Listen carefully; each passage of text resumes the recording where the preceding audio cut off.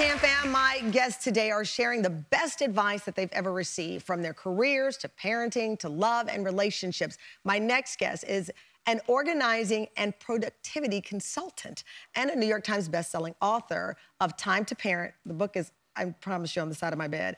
And Never Check Email in the Morning. How cool is that title? She spent the last 30 years giving advice and teaching people how to overcome disorganization to achieve their goals. Please welcome to the Tam Fam, Julie Morgenstern. Come on out, Julie. Thank you. Come on out.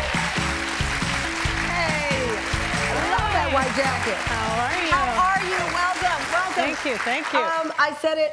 This book is on my nightstand. It's been on my nightstand for 3 years. Oh, so good. Because it is such great parenting advice, especially on being present and how not to measure the length of time, but the amount of present time that I'm giving my son. So first of all, thank you for that. Absolutely. I appreciate you on it. This next book. Now, never check your email in the morning. I have failed this so miserably. This title alone is amazing, but what is the concept behind this? The concept behind that is that we really want to start our day out in control of our day rather than sort of a victim to you know, somebody else deciding what we should be thinking about, et cetera. You want to start your day proactive. And we're all screen addicted, and we've gotten worse over the last couple of years, right? Everything is screen all the time. But it kind of takes you out of the moment, right? If you're on your phone, you are not present in the space. If you're trying to exercise and you're half in your phone, you're not getting much out of your workout. So to really be present, you want to sort of take control of your screen addiction, and there's no better time than the first hour of your day. You have the rest of the day to catch up. So the first hour we wake up, do not read any emails. What about text messages? No. Also not text. Oh. I tried, y'all. I tried. All right, so nothing for that first hour. That's your advice. Be present. Okay. Wake up, smell the coffee, feel the shower, pat your cat, say hello to the people you live with. Got it. Be present, because then your day starts grounded, and you're really ready for the rest of the day if you can be present. You talk about your other advice is having these anchors, because technology has blurred the lines of personal and work. I have said on the show before, I do sleep with the phone in my bed. Yeah. My husband's there too, but the phone is in the middle. And this is a true story. I woke up at 2 a.m. this morning. I grabbed my phone, and Steve was like, I was like, don't you take my phone from me. It was 2 in the morning. It's true. I have an illness. I'm going to tell you something about technology. There's a big question. Does technology bring people closer together or further apart? Okay, that's a trick question, because I feel like FaceTime did. And, you know, I was on Zoom last week. Like, I feel like it helped, but also I feel tethered to it like everyone else. So the answer is it brings us closer to people who are geographically far away. Gotcha. And separates us from people who are geographically nearby.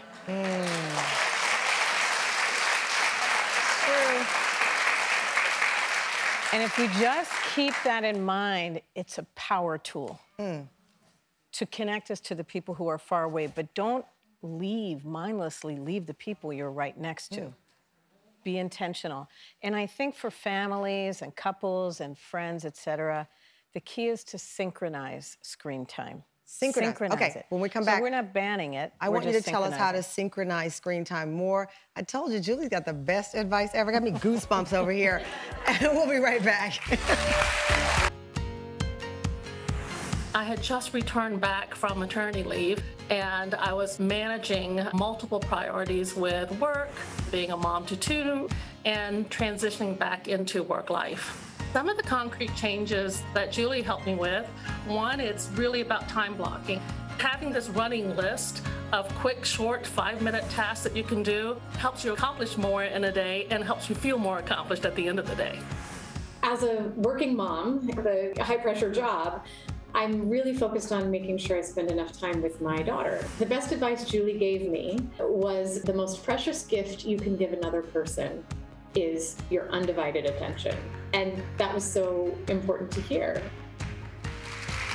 Welcome back. We're talking about the best advice you've ever received. Organizing and productivity coach and New York Times bestselling author Julie Morgenstern is here. And those are some of Julie's clients sharing the best advice, as you heard, that they've received. And joining us is Julie's client from the video, Stephanie Birnbaum. Stephanie, how are you? Good to be with us. I see you at work.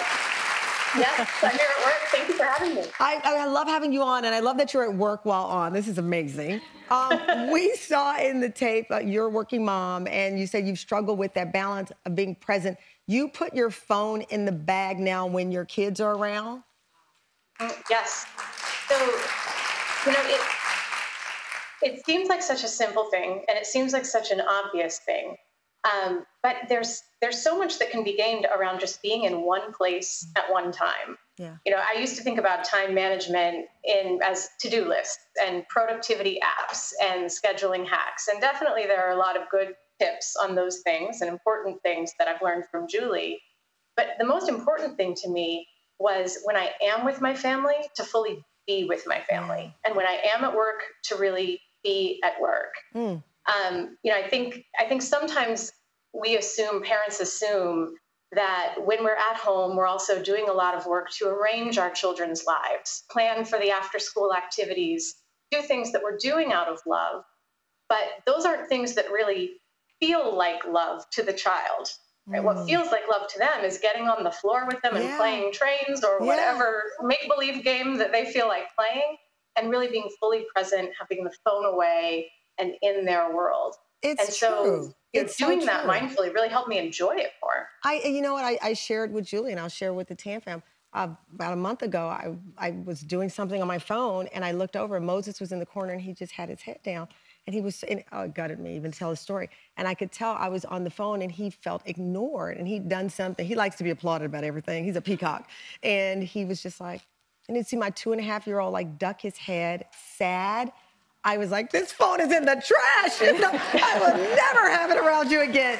You know, but we all reset and fall behind. You have something called legato and staccato. Yeah, so legato and staccato is, you know, there's a lot of things that we have to do in our day, and some of them are one rhythm and some are another. Staccato is all that little quick, fast things, which is on our phones. I got to answer this. I got to tell that person that I have to remind this. I'm going to order that quick. But we also have legato things that we want to do. Those are where you need a bigger block of time to be really fully focused and solve something. And we want to build both rhythms into our day. We're kind of caught in this staccato life where everything's fast. But when you stop and enter your child's world or your spouse's world or your friend's world or your workout and give it your undivided attention, it's a different rhythm. We have to get used to not 5-minute increments, but what does it feel like to be fully present for 20? Oof. That's true. And we should. We should. really need to. And isn't that crazy that we 20 minutes is all you're saying? And it seems like a lifetime because we're so used to da-da-da-da-da. Exactly. It's incredible. Well, I'm so happy to have you, Stephanie, from work. Let me let you be present at work and go back to doing what you're doing. Thank you, Stephanie. Julie, thank you. Thank you. As I said, Julie's book, Time to Parent, is one I adore. I adore it so much that everyone is going home with a copy of Time to Parent. Thank you, Julie. Thank you. Coming up next, we're going to meet my former co-worker, Michael Young. The best advice he gave a 19-year-old Tamron that a 50-year-old Tamron still lives by. Thank you.